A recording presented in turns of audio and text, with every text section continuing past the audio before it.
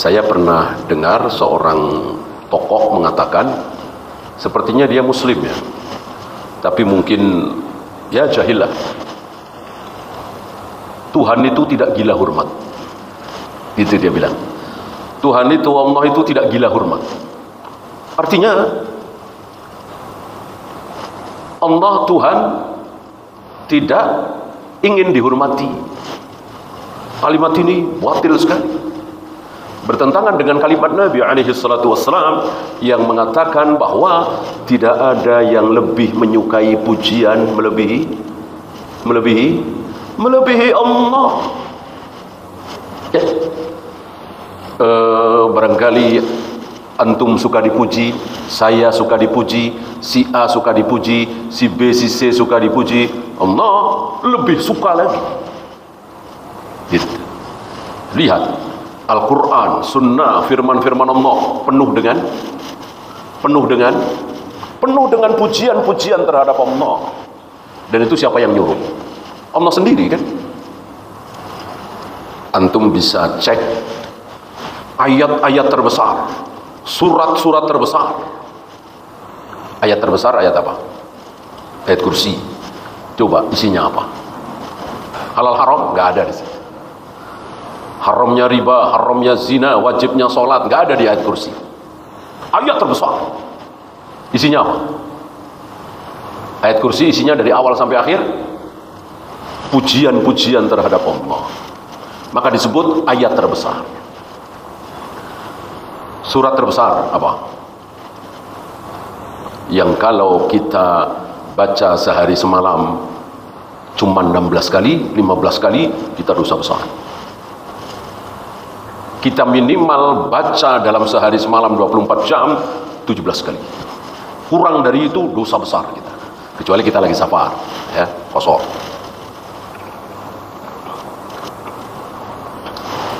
Surat Al-Fatihah. Coba isinya apa? Sama dengan tadi? Halalnya jual beli, haramnya riba, cara tawaf, cara sa'i, nggak ada. Isinya pujian-pujian terhadap Allah. Karena Allah menyukai pujian. Sekali lagi kata Nabi, tidak ada yang lebih menyukai pujian melebihi Allah. Kan di awal-awal dulu kita bahas ada 3 jenis sifat Allah. Baik pada diri Allah, baik pada diri kita.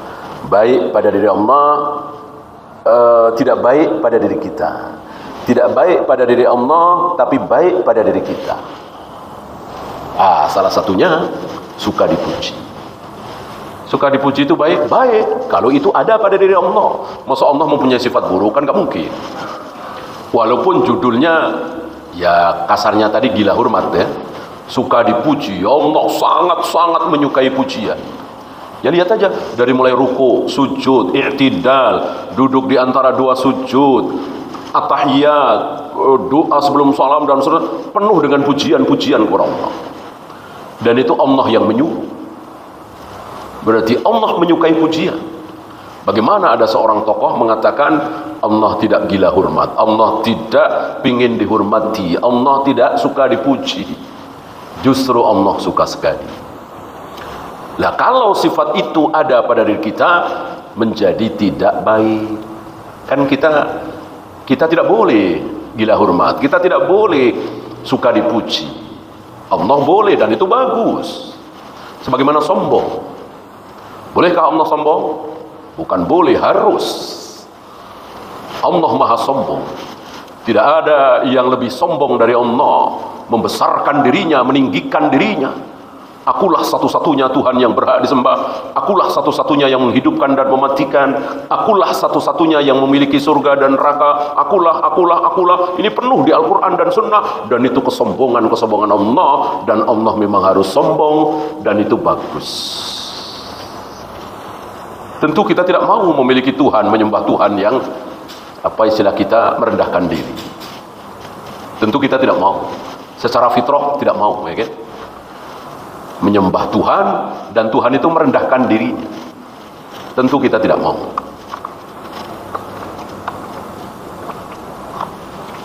Adapun kita yang sombong, dosa, haram, buruk.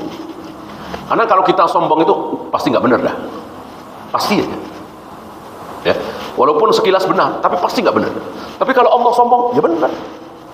Emang cuman Allah yang memiliki surga dan neraka? Emang cuman Allah yang bisa menghidupkan dan mematikan? Emang hanya Allah yang bisa menurunkan hujan, memberikan rezeki? Betul kan? Adapun kita manusia, siapapun kalau menyombongkan dirinya pasti salah. Coba tirukan ucapan Allah, dan itu manusia. Aku sanggup menghidupkan dan mematikan, salah kan? Aku bisa menurunkan hujan, pasti salah. Ya, akulah satu-satunya, akulah, salah. Walaupun sekilas benar, dari mulai pondasi sampai finishing semua duit dia, bahkan dari mulai beli tanah untuk masjid itu. Lalu dia menyombongkan dirinya, kalau nggak ada saya nggak jadi ini masjid. Betulkah? Tidak betul, pasti salah, ya kan? Karena kan bisa aja yang lain, bukan dia. Kalau Allah menghendaki, ya kan? Pokoknya salah aja. Kalau kita menyombongkan diri pasti salah. Kalau Allah menyombongkan diri pasti benar. Nabi Musa aja salah. Padahal Nabi Musa menjawab dengan kalimat yang seolah-olah benar ketika ditanya, ya Nabi Allah, wahai Nabi Musa, siapa yang paling alim di muka bumi hari ini? Selain engkau, adakah? Nabi Musa menjawab, tidak ada. Nggak tahu saya, nggak ada. Betul ya, betul ya. Artinya seorang nabi itu ya pasti yang paling alim, pasti yang paling bertakwa seorang nabi di zamannya. Di zaman Nabi Ibrahim yang paling alim ya Nabi Ibrahim. Di zaman Nabi Musa ya yang paling alim Nabi Musa. Di zaman Nabi Isa yang paling alim ya Nabi Isa. Nggak salah kan? Tapi Allah salahkan. Kenapa tidak mengucapkan wallahu a'lam? Serahkan ilmu itu kepada Allah. Maka Allah tegur Nabi Musa, Allah hukum Nabi Musa untuk mencari seorang manusia, untuk berguru kepada seorang manusia yang lebih tahu dari Nabi Musa. Nabi Musa karena Nabi, karena Rasul ya, bukannya malas-malasan, tapi semangat, penasaran. Ada yang lebih berilmu dari beliau, ya, walaupun berhari-hari berjalan entah berapa puluh kilometer sampai di tempat di mana ikan yang sudah dibakar, kalau kata kita digoreng ya, jatuh dan hidup lagi. Di tempat itulah bertemu.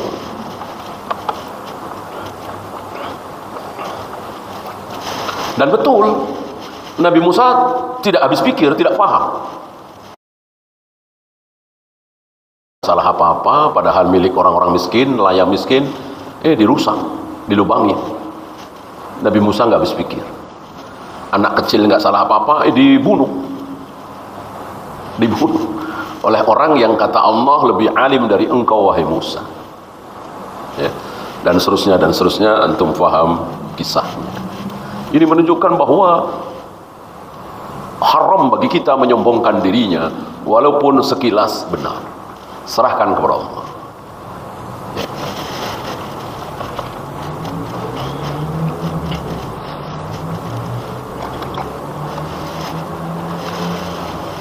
Fa inna dzalika min lawazimi kamalihi, karena hal tersebut merupakan konsekuensi dari kesempurnaan sifat Allah.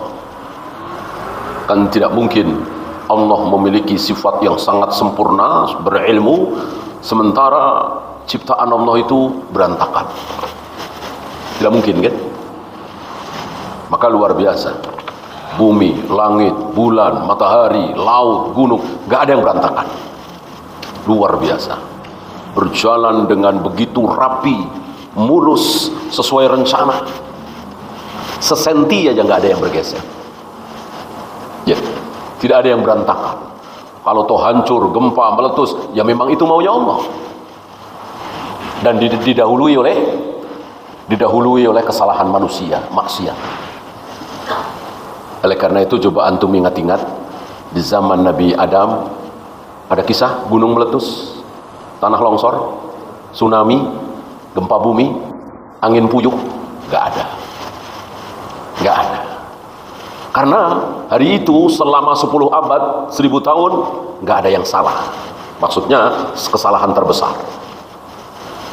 Kesalahan-kesalahan yang bukan terbesar, ya boleh dikatakan sedang barangkali, atau dosa besar tapi bukan yang terbesar. Ada? Belum takdirkan adanya gunung meletus, tanah longsor, angin puyuh, tsunami, gempa bumi, nggak ada. Nggak ada.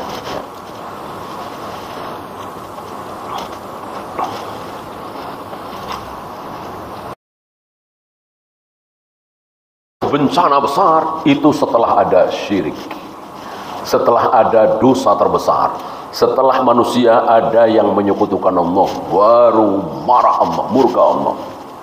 Okay. Dan bukan cuman Allah yang murka, terutama ketika pertama kali ada manusia mengatakan, meyakini, ya, bukan cuma Allah yang marah, tersinggung. Ya, apa? Langit, gunung, bumi. Langit hampir-hampir mau runtuh, gunung hampir-hampir mau meledak, bumi hampir-hampir mau belah. Kenapa? Anda'u lirrahmani walada. Ketika pertama kali ada orang mengatakan Allah punya anak, marah langit, bumi, gunung, luar biasa marah. Maka bukan klenik ya, tapi berdasarkan dalil, kalau bulan-bulan Desember, Natalan, itu banyak bencana. Ya. Karena banyak orang yang mengatakan selamat Natal, kelahiran Tuhan, kelahiran Yesus, Tuhan punya anak. Ya sesuai dengan ayat tadi. Takadus samawatu yatafattarna bihi, bahwa langit itu hampir mau runtuh, bumi hampir mau belah, gunung hampir mau meledak, ketika ada orang pertama kali mengatakan Allah punya anak. Nah, maka wajar. Dan waktu itu pernah kita bahas di majelis sini kan, beberapa kali terjadi itu di bulan Desember. Ya.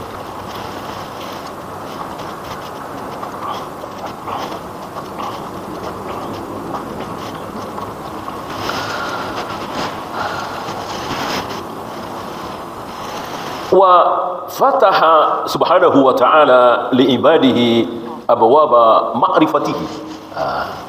Ini salah satu bentuk kasih sayang Allah kepada kita semua. Allah membuka pintu, bahkan bukan pintu tapi abwab, bukan babun tapi abwab, pintu-pintu.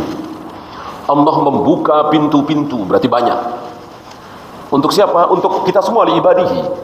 Pintu untuk apa? Li ma'rifatihi, untuk mengetahui sifat-sifat Allah. Ada pintu-pintu yang terbuka. Nanti akan dijelaskan oleh beliau pintu itu berupa apa. Kalau Allah tidak buka pintu itu, kita nggak akan tahu kehebatan Allah di mana, ilmunya Allah di mana, ketinggian Allah di mana, keagungan Allah di mana.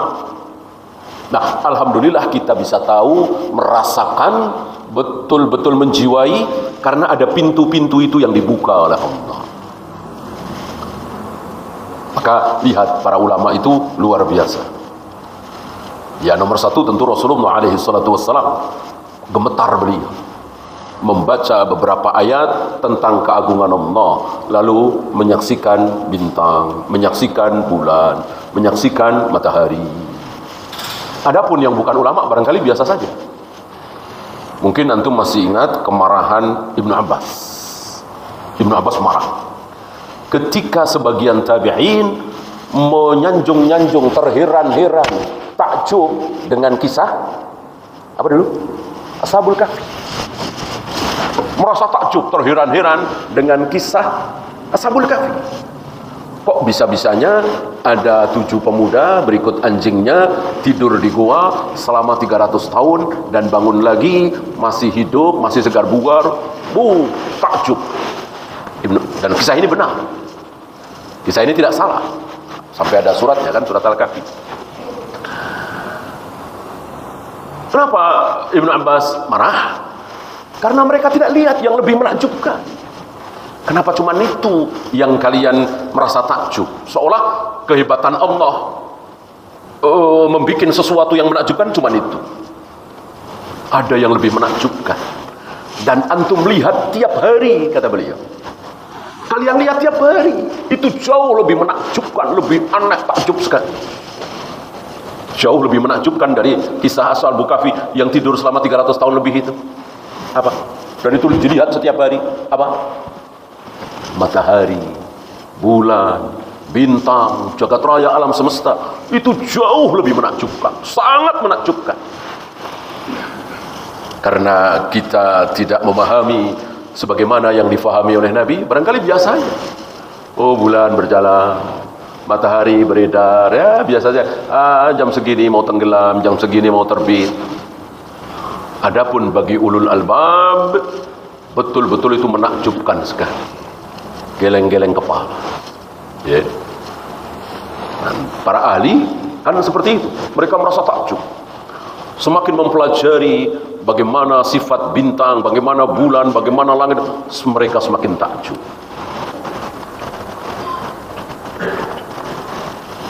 Dan itu berbagai macam disiplin ilmu ya. Yang dokter bagaimana mempelajari sifat usus, sifat darah, bagaimana nanah, bagaimana itu. Mereka juga takjub sekali. Bagaimana Allah luar biasa menciptakan ini semua. Kisah Asal Bukafi nggak ada apa-apanya, kecil lah. Walaupun tentu itu sangat menakjubkan sekali. Masa tidur 300 tahun tanpa makan, tanpa minum, masih bisa hidup. Jelas ini menakjubkan. Tapi yang ini lebih menakjubkan lagi. Ya, cuman kan kita begitu tuh. Karena memang melihat setiap hari, ya seperti itu. Ya. Kita kadang-kadang melihat itu karena apa? Karena kita nggak pernah lihat, karena anehnya. Padahal itu sendiri menakjubkan.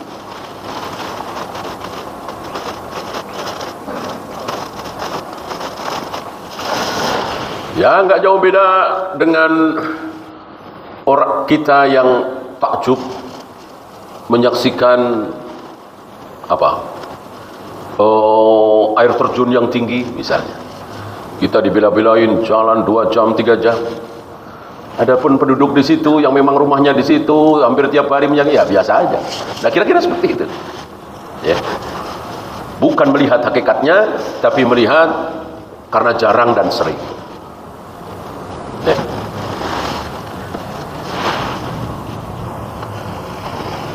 Wa fataha subhanahu wa ta'ala li ibadihi abwaba ma'rifatihi wa tabassuri bi asma'ihi wa sifatihi. Allah membuka pintu-pintu itu yang dengan pintu-pintu itu para hamba kita semua mengetahui nama-nama Allah, sifat-sifat Allah. Oleh karena itu Nabi kan tidak mengatakan walillahil asmaul husna, Allah memiliki nama-nama yang bagus 99. Catat: 1 Ar-Rahman, 2 Ar-Rahim, 3 Al-Malik, Al-Qudus, As-Salam, Al-Mu'min. Begitu Nabi? Tidak. Nabi tidak mendiktikan satu persatu.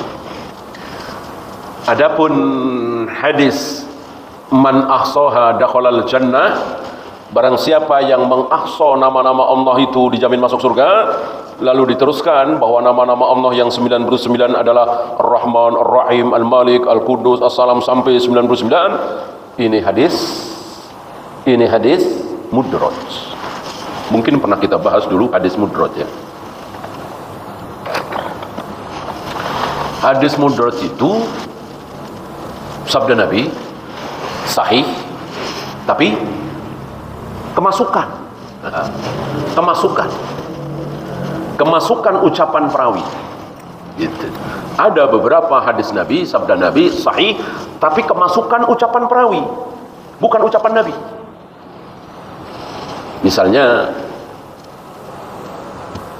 innal mu'mina jaa yaumal qiyamati hurral muhajjalin min atharil wudu.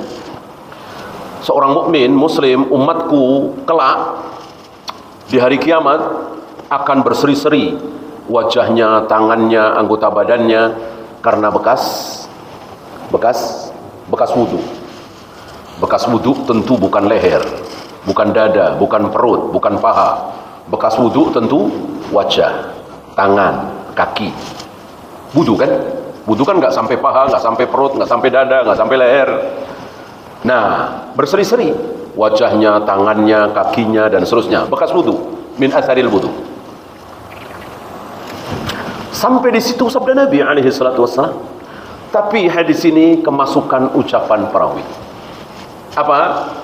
Faman syaa'a ayyutila ghurrahu falyaf'al. Barang siapa yang ingin memanjangkan berseri-serinya, maka lakukan, silahkan. Ini bukan sabda Nabi, ini kemasukan ucapan perawi. Artinya, kalau wudu itu cuman sampai sikut, kalau ingin berseri-seri sampai ke ketiak, ya panjangkan wudunya sampai ketiak. Kalau wudu yang diajarkan oleh Nabi itu cuma sampai mata kaki, lebih dikit.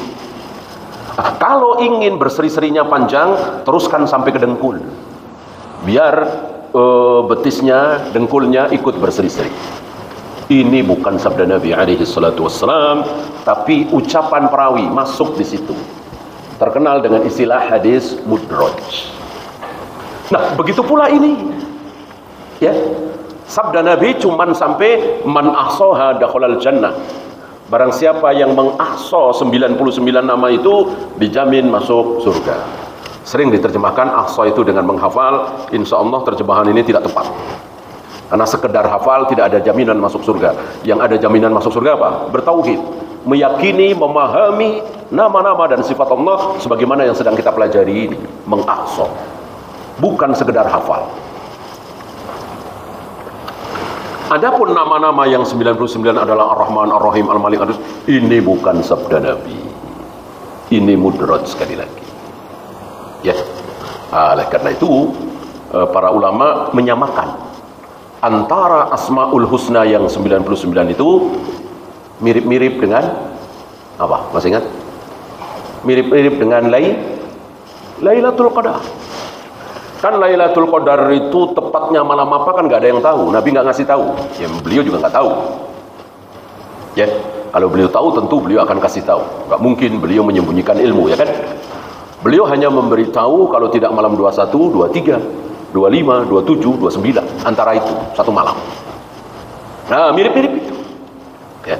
Nah, oleh karena itu, para ulama sedikit berselisih tentang ini termasuk Asmaul Husna apa tidak gitu.